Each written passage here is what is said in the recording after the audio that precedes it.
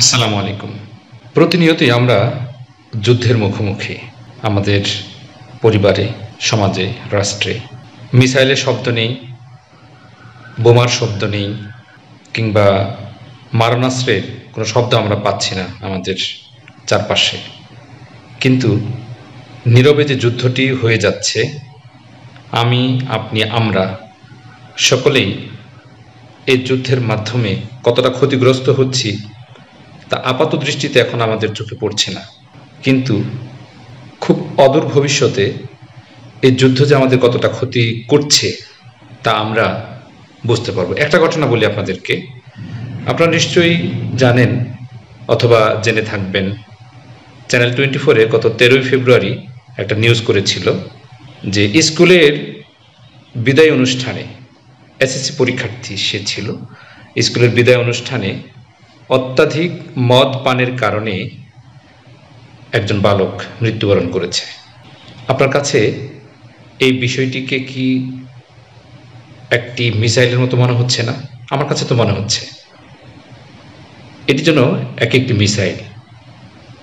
ঠিক তেমনিভাবে আরেকটা ভয়াবহ চিত্র আপনাদের হয়তো মনে আছে, গাজীপুরের একটি ঘটনা, যে একজন বাবা কতটা অতিষ্ঠ হলে তার আদরের সন্তানকে কোরাল দিয়ে কুপিয়ে জখম করেছেন, তারপর জেলেও গিয়েছেন।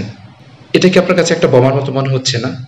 আমার কাছে তো মনে হচ্ছে যে এই যে সামাজিক অবক্ষয়, তারপর সাংস্কৃতিক আগ্রাসন, এগুলি তো শুধু এক একটা মিসাইল নয়, আমাদের সমাজকে, আমাদের রাষ্ট্রকে, আমাদের যে পারিবারিক বন্ধন আছে এটাকে নিঃশেষ করে দেওয়ার জন্য এই বিষয়গুলি অত্যন্ত মারাত্মক মারণাস্ত্র। শুধু তাই না, ভেতর থেকে আমাদের প্রজন্মকে ধ্বংস করার জন্য যে যুদ্ধটি হচ্ছে একদম অসম যুদ্ধ। আপনি আমি প্রস্তুত নই, কিন্তু যারা প্রতিপক্ষ, যারা চায় যে আমাদের প্রজন্ম ধ্বংস হয়ে যাক, যারা চায় যে সাংস্কৃতিকভাবে আমাদের প্রজন্ম, পরবর্তী প্রজন্ম, ভবিষ্যৎ প্রজন্ম একদম দাস মনোবৃত্তি নিয়ে বড় হোক, আমাদের পরবর্তী প্রজন্ম একদম উলঙ্গপনা নিয়ে বেড়ে উঠুক, আমাদের পরবর্তী প্রজন্ম তাদের অধিকার সম্পর্কে সচেতন না হোক, এরকম ধরনের আয়োজন কিন্তু চলছে, যার প্রত্যেকটি আয়োজন এক একটি বোমার চেয়ে, অ্যাটম বোমের চেয়ে অনেক বেশি ক্ষতিকর, অনেক বেশি মারাত্মক এবং অনেক বেশি ইম্প্যাক্টফুল, অনেক বেশি প্রভাব তৈরি করবে আমাদের ভবিষ্যৎ প্রজন্মের জন্য। এই জন্যই আমি এবং আপনি, আমরা যদি সচেতন না হই, আমরা যদি এই যুদ্ধের হাত থেকে আমাদের সন্তানদেরকে, আমাদের পরবর্তী প্রজন্মকে বাঁচানোর জন্য কোনো প্রস্তুতি গ্রহণ না করি, প্রতিনিয়ত যদি সচেতন না হই, প্রতিনিয়ত যদি আমাদের প্রজন্মকে যদি আমরা সচেতন না করি, তাদেরকে যদি সতর্ক না করি, তাহলে নিঃসন্দেহে অসময় একটি যুদ্ধে আমাদের পরবর্তী প্রজন্ম ধ্বংসের মুখে যেতে বাধ্য হবে। আর এর জন্য আমি এবং আপনি, আমরা কেউই দায় এড়াতে পারবো না।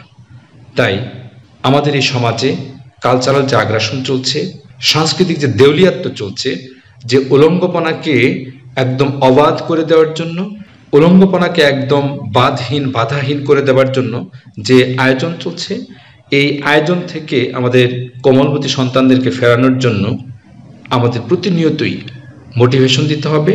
শুধু মোটিভেশন নয়, সেই প্র্যাকটিক্যাল লাইফটা তাদের সামনে আমাদেরকে উপস্থাপন করতে হবে। অর্থাৎ আমরা প্রত্যেকেই যেন আমাদের সন্তানদের সামনে এক একজন উদাহরণ সৃষ্টি করতে পারি, এরকম একটা লাইফ আমাদেরকে লিড করতে হবে। আজকে সমাজে দেখা যাচ্ছে যে অনেকেই সন্তানের জন্য একটা ভালো জীবন কামনা করেন, ভালো একটা লাইফ স্টাইল এক্সপেক্ট করেন, কিন্তু তাদের জীবনটা হচ্ছে অত্যন্ত উচ্ছৃঙ্খল। তারা এই উচ্ছৃঙ্খল জীবনযাপন করে সন্তানদের জীবন ভালো হবে এরকম ধরনের আশা করাটাই অমূলক। তাই আসুন, আমরা যে যুদ্ধের মধ্যে লিপ্ত আছি এখন, এই যুদ্ধ থেকে আমাদের প্রজন্মকে বাঁচানোর জন্য, আমাদের সমাজকে বাঁচানোর জন্য, পারিবারিক বন্ধনকে অটুট রাখার জন্য আমাদেরকে আমরা প্রস্তুত করি। অর্থাৎ আমাদের নিজেদের মাঝে আচরণে পরিবর্তন এনে, নিজেদের লাইফ স্টাইলে পরিবর্তন এনে এবং নিজেদের জীবন আচরণকে আরও সুন্দর করে উপস্থাপনের মাধ্যমে আমরা এই যুদ্ধকে মোকাবেলা করতে পারি। সকলেই ভালো থাকবেন, সুস্থ থাকবেন। শুভকামনা সকলের জন্য। আল্লাহ হাফেজ।